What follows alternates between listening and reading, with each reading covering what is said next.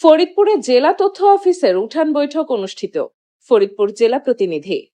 করব কাজ গড়ব দেশ, সবার আগে বাংলাদেশ। বর্তমান সরকারের নির্বাচনী ইশতেহার বাস্তবায়নের লক্ষ্যে প্রচার কার্যক্রমের অংশ হিসেবে ফরিদপুরে উঠান বৈঠক অনুষ্ঠিত হয়েছে। আজ শনিবার ফরিদপুর সদর উপজেলার ডিক্রির চর ইউনিয়নের ইউপি সদস্য হাসিনা পারভিনের বাড়িতে এ উঠান বৈঠকের আয়োজন করে জেলা তথ্য অফিস ফরিদপুর। বৈঠকে সরকারের বিভিন্ন উন্নয়ন কর্মকাণ্ড, জনকল্যাণমূলক কর্মসূচি ও নির্বাচনী ইশতেহারের বাস্তবায়ন কার্যক্রম সম্পর্কে স্থানীয় জনগণের মাঝে সচেতনতামূলক আলোচনা করা হয়। এ সময় উপস্থিত বক্তারা সরকারের উন্নয়ন অগ্রযাত্রা অব্যাহত রাখতে সকলকে ঐক্যবদ্ধভাবে কাজ করার আহ্বান জানান।